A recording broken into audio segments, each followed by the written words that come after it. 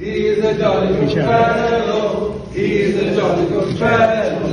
He's a jolly good fellow. So say all of us. So say all of us. So say all of us. Thank you.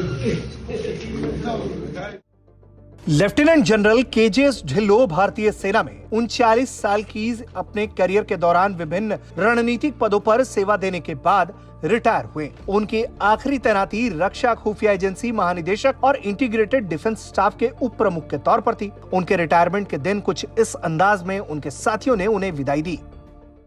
He's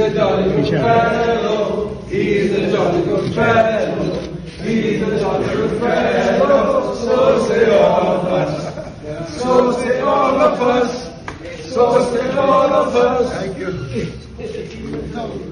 ये video अब social media पर बहुत तेजी से viral हो रहा है। दिसंबर 1983 में सेना में कमीशन प्राप्त करने वाले lieutenant general KJS Dhillon tiny Dhillon के नाम से जाने जाते हैं। उन्होंने कश्मीर स्थित 15वीं कोर के प्रमुख के रूप में अपने कार्यकाल के दौरान ऑपरेशन मार्च शुरू करने के लिए प्रशंसा हासिल की। इसके तहत उन्होंने आतंकवाद में शामिल हुए युवाओं के परिवारों से, विशेष रूप से ऐसे गुमराह युवाओं के माताओं से संपर्क किया और उनसे अपने बच्चों को राष्ट्रीय मुख्यधारा में वापस लाने का अनुरोध किया। लेफ्टिनेंट जनरल ढिल्लों रणनीतिक रूप से स्थित 15वीं कोर के कोर कमांडर के रूप में कार्यभार संभालने के तुरंत बाद सुर्खियों में आए थे, जब सुरक्षा बलों ने पुलवामा में सीआरपीएफ कर्मियों पर फरवरी 2019 में आतंकी हमले के मास्टरमाइंड कामरान उर्फ गाजी को मार गिराया था। उस आतंकी हमले में 40 जवान शहीद हुए थे।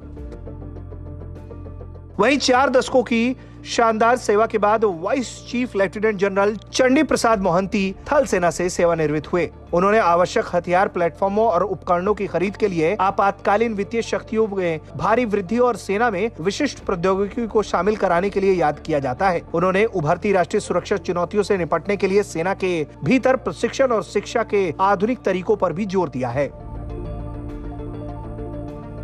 वहीं करगिल युद्ध के नायक लेफ्टिनेंट जनरल वाई.के. जोशी, जो 12 जून 1982 को 13 जेके राइफल में कमीशन हुए थे, उन्होंने अपने 40 साल के प्रतिष्ठित करियर के दौरान भारतीय सेना के विभिन्न रणनीतिक पदों पर सेवा देने के बाद रिटायरमेंट ली। सेना ने कहा है कि लेफ्टिनेंट जनरल जोशी अधिकारियों की आने वाली पीढ़ियों को अपने उत्कृष्ट गुणों का अनुकरण करने के लिए प्रेरित करते रहेंगे। सभी परिस्थितियों में नेक मार्ग पर चलने का दृढ़ संकल्प, न्याय की भावना और एक सामान्य और एक रणनीतिक सोच वाले व्यक्ति के तौर पर वो सभी को प्रेरित करते रहेंगे।